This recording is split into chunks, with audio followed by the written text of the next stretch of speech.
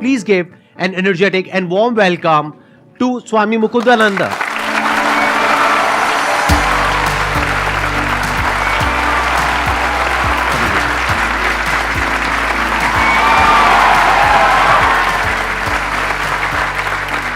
Please have a seat.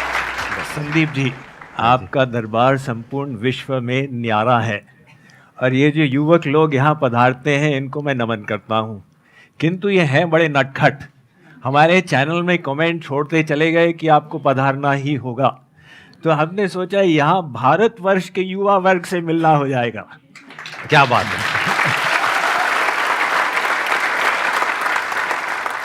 मैंने थोड़ा सा आपके बारे में पढ़ा, तो आप IIT IIM से पास आउट हैं जी। फिर इस पाथ पर आप कैसे आए, मतलब उसके पीछे क्या रीज़न था? 8वीं कक्षा में जब था तो माइंड के पावर्स को बढ़ाने की दृष्टि से एक किताब पढ़ी, तो उसमें 3-4 ध्यान मिल गए, उनको मैं 10 साल तक करता रहा। अब IIT IIM में जो शिक्षा मिली उसका एक रस अलग था, लेकिन अपने प्रश्न बने रहे कि मैं हूँ कौन, मैं संसार में आया किस लिए, ये संसार बना कैसे। अब हमको साइंस में लॉज पढ़ाए जा रहे थे, लेकिन लॉ मेकर कौन है उसका ज्ञान नहीं था। तो जब MBA शुरू किया, भगवत गीता का अध्ययन प्रारंभ कर दिया और वहाँ से सब प्रश्नों के उत्तर एक साथ मिल गए और मन लगा तो ऐसा रस मिलने लगा जो संसार में कभी मिला ही नहीं था। यदि संदीप जी की अनुमति हो तो इनको एक चुनौती दे दें। हाँ हाँ प्लीज। हमने सुना है कि संदीप जी के प्रेरणा से भारत का युवा वर्ग is on the move and they don't consider themselves second to anyone in the world, right? So आप सबकी सोच में गहराई कितनी है, आप जो पूछना चाहे पूछें। कोई आध्यात्मिक प्रश्न हो तो मजा आ जाएगा। गुरुजी, मेरा एक प्रश्न है, आप दोनों से ही है बेसिकली। जैसे हम कहते हैं शब्द है, क्या शब्द में अपने आप में कोई शक्ति है? देखिए, इसके उत्तर कई लेवल पर होते हैं। हम एक शब्द से अपने मन में कुछ एसोसिएट करते हैं। किसी ने आपको भगवान का नाम सुनाया, आपके मन में वो एसोसिएशन आ गया, तो वो केवल शब्द वाली बात नहीं थी, आपने उसका जो अर्थ निकाला वो एक बात। और अगर हम गहराई में जाएंगे तो सब जो है भगवान की शक्ति है। आप किसी भी चीज़ में दिव्य भाव बना सकते हैं। भगवान के यहाँ कोई भाषावाद नहीं है, प्राधान्य इसमें अपने भाव का है, अपने मन की शुद्धि का है। आप जो शब्द बोलते हो वो एक हेल्पर है, एक सहायक है। आप चाहे उसका उच्चारण करो और चाहे तो न करो। कबीर जी ने लिखा है कि सुमिरन सुरत लगाए के, मनते कछु न बोल, बाहर के पट बंद कर भीतर के पट खोल। तो वो भी एक लेवल है। वर्ड्स में जैसे स्वामी जी ने एक्सप्लेन किया, बिल्कुल परफेक्टली उन्होंने एक्सप्लेन किया है कि words are symbolic of something and that thing is associated with some kind of a feeling. तो अगर वो फीलिंग आपको अच्छा फील करा रही है तो यू आर एट ईज, और अगर वो अच्छा फील नहीं करा रही है तो you are not at ease, जिसको हम दूसरे तरीके से भी बोल सकते हैं डिजीज, डिस ईज। तो उस वे में अगर समझा जाए तो वर्ड में बहुत पावर है। बट हाँ, अगर आप कुछ ऐसा सोच रहे हो कि कोई वर्ड है जिसमें कुछ सुपर नेचुरल है, कि अगर आप कुछ भी बोलते रहोगे तो कुछ हो जाएगा, तो ऐसा नहीं होता है। ये मिसकंसेप्शंस है। जैसा स्वामी जी ने भी कहा कि भगवान की अपनी कोई भाषा नहीं है, भाव देखा जाता है कि आपका भाव क्या है, किस भाव से आप बोल रहे हो। नहीं भी बोल रहे हो, बिना शब्द के भी अगर आपका भाव है तो काफी है, उसके लिए किसी वर्ड की जरूरत नहीं है। तो words are just means to an end, जिसको साइलेंस कहते हैं। तो कई बार साइलेंस में जाने के लिए वर्ड्स की जरूरत होती है। Very good, very good, complete. मैं आपसे ये जानना चाहती हूँ कि अगर हम यंग एज में ही स्पिरिचुअलिटी की तरफ मूव करते हैं तो हम उससे लाइफ में एक्स्ट्रा क्या अचीव कर सकते हैं, या लाइफ कैसे और आसान बना सकते हैं? देखिए, हमारा वेद कहता है कि आपको जीवन में सफलता तक पहुंचने के लिए 2 विद्याएं सीखनी है। एक मटेरियल साइंस, जिससे आप बाहर के संसार को समझोगे और उसकी शक्तियों का उपयोग करोगे अपने शरीर की सुख सुविधा के लिए। और एक स्पिरिचुअल साइंस, जिसके द्वारा आप अपने भीतर की मशीनरी को ठीक करोगे और दैवी गुणों को प्रकट करोगे। तो स्पिरिचुअलिटी ऐसे नहीं कि भई अब बूढ़े हो गए तो हारे को हरि नाम। स्पिरिचुअलिटी आपको अभी इस समय क्या लाभ देगा, उसके 4 भाग हैं। पहला है self awareness skills. Who am I, what is my goal in life, what are my values. Spiritual knowledge से ये क्लियर हो जाएगा। दूसरी बात यूनिवर्सल अवेयरनेस स्किल्स, कि हम संसार से कटे हुए नहीं हैं, सब के सब इंटरकनेक्टेड हैं, और वो यूनिवर्सल लॉज कौन से हैं जो हमारे ऊपर अप्लाई होते हैं। तो यूनिवर्सल अवेयरनेस स्किल्स। और तीसरा सेल्फ मास्टरी स्किल्स। हमारा एक लोअर सेल्फ है जो कहता है आलस्य करो, भोग करो, और एक हायर सेल्फ है जो कहता है नहीं नहीं कुछ हासिल करना है, कुछ उपलब्ध करना है। तो लोअर सेल्फ को हायर सेल्फ से कंट्रोल करना, ये स्किल हमको स्पिरिचुअलिटी से आती है। और चौथी है प्रोफेशनल मास्टरी स्किल्स। इसका मतलब क्या हुआ, जो आपका कैरियर है, प्रोफेशन है, उसका आप कैसे उपयोग करें कि लोगों के जीवन में एक डिफरेंस आए। To utilize your professional education in a meaningful manner, ये सब लाभ हमको स्पिरिचुअल नॉलेज से मिलता।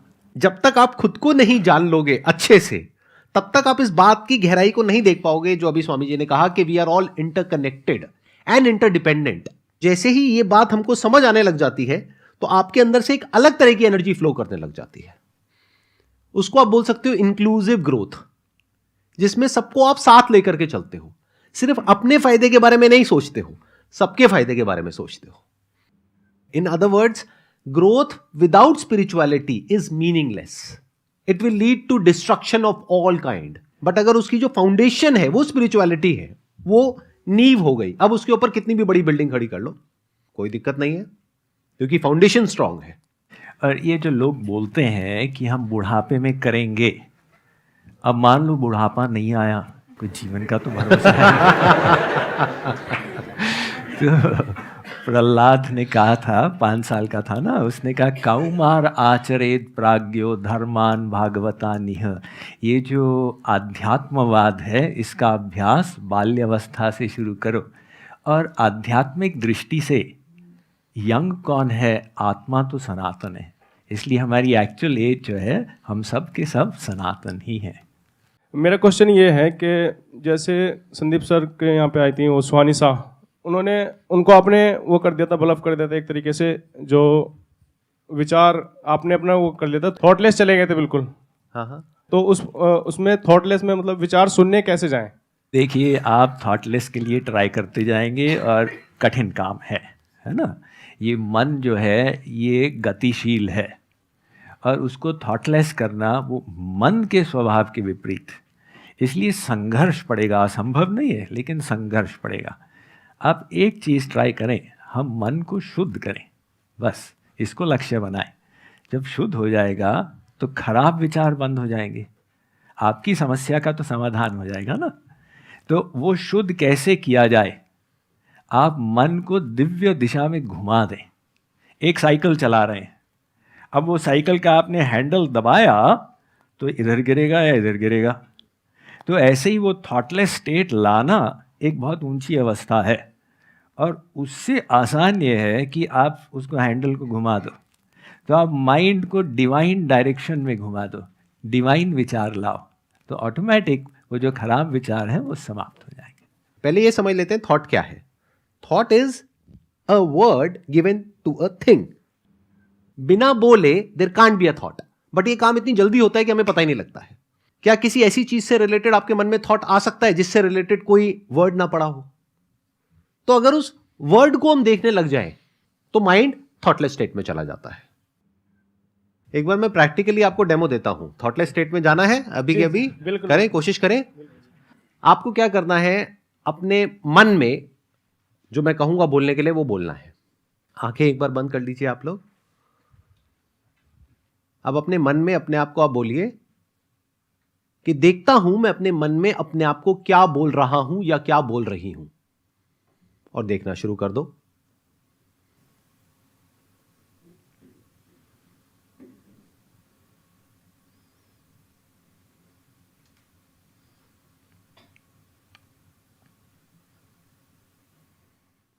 अब धीरे धीरे अपनी आंखें खोल सकते हैं आप लोग। बताइए कितने लोग चले गए थे थॉटलेस स्टेट में।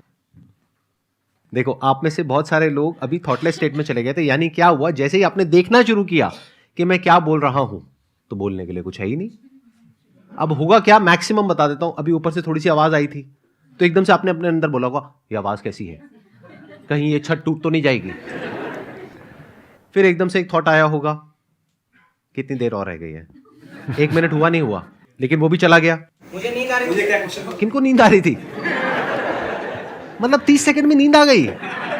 आप तो स्पिरिचुअलिटी की बहुत आगे वाली स्टेज पर हो। आपको आंख बंद करते ही 30 सेकंड में नींद आ जाती है। ये डायरेक्ट समाधि में जा रहे ये हैं। डायरेक्ट समाधि में चले गए।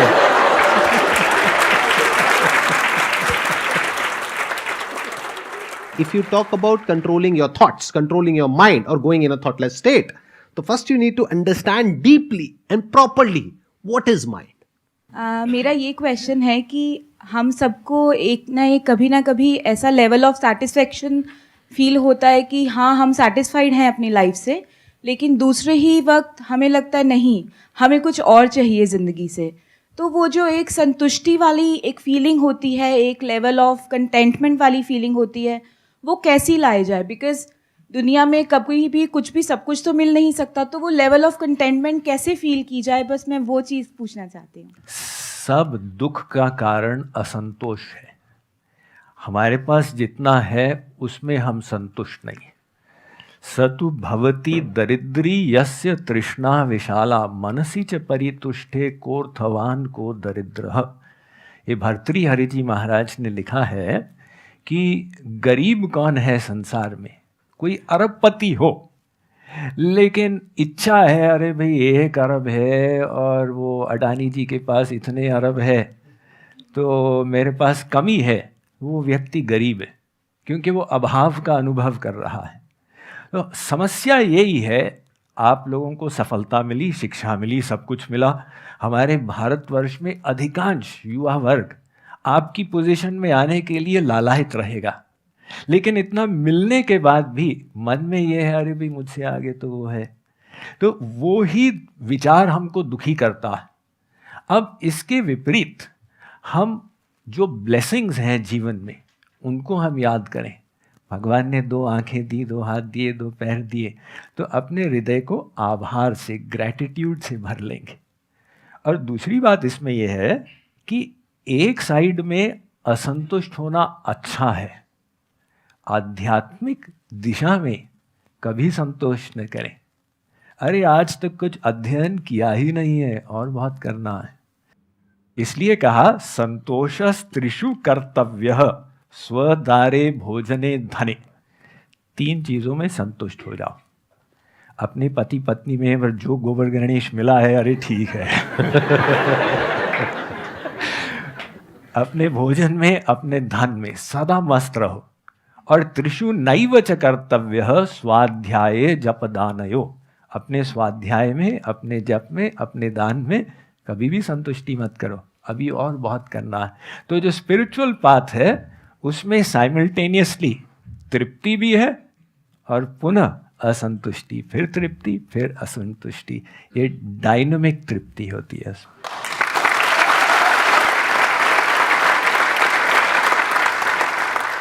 आप सबकी जो एज है यहाँ पर, वो यूजुअली मेरे जो सेशंस होते हैं उससे थोड़ी सी अलग है। यूजुअली एज होती है 18, 19 साल, 20 साल, 22 साल। यहाँ पर जो एज है आज, average age, that is around 35 years. तो मैं आप सबसे एक सवाल पूछना चाहूंगा, जब आपकी एज थी 18, 19 साल, 20 साल, तब कितने लोगों ने ये सोचा था कि आज जिस भी लेवल पर आप हो उस लेवल पर मैं होऊंगा? यानी कि आज कितने लोग ये फील करते हैं कि 18-19 साल की एज में जो भी आप सोचते थे अपने लिए, हो सकता है उस वक्त सोचते होगे कि महीने का 15-20 हज़ार रुपए भी आ जाए तो बहुत है, और आज कितने लोग ऐसे हैं आप में से जो उससे बहुत ऊपर वाले लेवल पर है?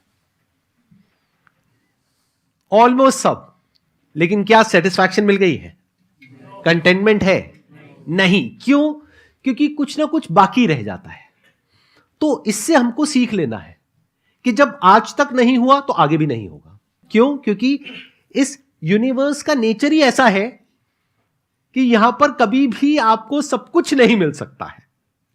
मतलब ऐसा कभी नहीं होगा जब सब कुछ परफेक्ट होगा, और अगर होगा भी तो वो टेम्पररी होगा, कुछ दिनों के लिए, कुछ हफ्तों के लिए, फिर वापस से कुछ गड़बड़ हो जाएगी जो सोचा भी नहीं होगा।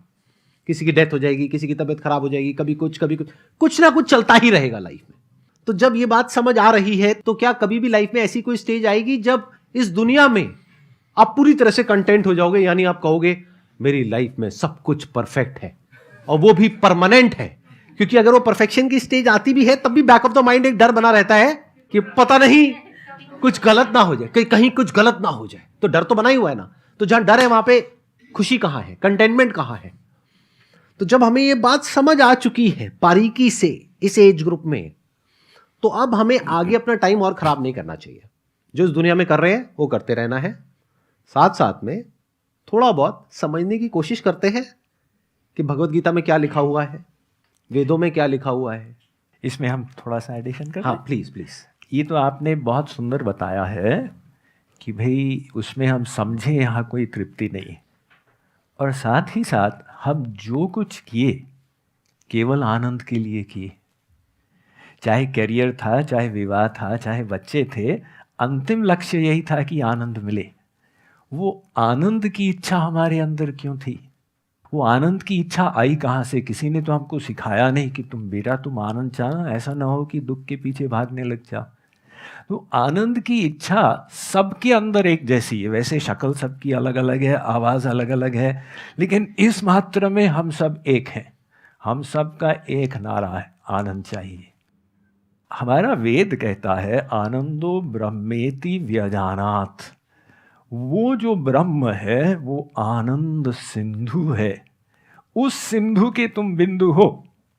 जैसे आप पत्थर को ऊपर फेंकोगे तो नीचे आएगा, ऐसा नहीं कि वो ऊपर गिर जाए, वो नीचे ही गिरता है, क्योंकि वो पृथ्वी का अंश है, पृथ्वी उसको खींच रही है। तो आनंद की इच्छा हमारे अंदर हमको प्रेरित कर रही है दिव्य दिशा में कि तुमको जो सुख चाहिए वहीं पर मिलेगा। जितना भी संसार मिल जाए, आत्मा भीतर से कहती है अभी भी तृप्ति नहीं हुई। तो वो जो तृप्ति हमको चाहिए वो तभी मिलेगी जब हमारी आत्मा अपने अंतिम लक्ष्य तक पहुंच जाएगी। वेदांत की दृष्टि से अगर देखा जाए तो इसको नित्य अनित्य विवेक भी कहते हैं, जहां पर कि हमको ये क्लियरली पता हो कि लाइफ में क्या नित्य है और क्या अनित्य है। अनित्य मतलब टेम्पररी है। जैसे इस दुनिया से जो हमको सेटिस्फैक्शन मिलता है, प्लेजर मिलता है, खुशी मिलती है, वो सब क्या है? टेम्पररी है। ये बात हमको अभी तक समझ आई है या नहीं आई है? तो नित्य अनित्य मतलब क्या कि इस दुनिया में कुछ है जो टेम्पररी है, और इस दुनिया में ही यानी यहीं पर, अभी यहीं पर कुछ ऐसा भी है जो कि परमानेंट है, जिसको ब्रह्म कहा गया है। तो अगर हमारा ध्यान उसकी तरफ चला जाता है, या ये क्वेश्चन ही उठ जाता है कि क्या कुछ परमानेंट भी है इस यूनिवर्स में, या सब कुछ ही टेम्पररी है, और वो जो परमानेंट है क्या वो मुझसे दूर है, क्या वो मुझसे अलग है, या हो सकता है वो मैं ही हूं। तो अगर इस तरह के क्वेश्चंस हमारे अंदर उठने लग जाते हैं, जवाब की तो मैं अभी बात ही नहीं कर रहा, उठने लग जाते हैं, तो हमारी शुरुआत हो गई है स्पिरिचुअल पाथ पे चलने की। जैसे संदीप जी ने बताया है, ये विभिन्न उपाय हैं, कर्म योग, ज्ञान योग, हठ योग, भक्ति योग इत्यादि। हम सबके विभिन्न स्वभाव हैं, लेकिन लक्ष्य वो एक ही है। तो उस एक लक्ष्य को अपनाना यही अध्यात्म है।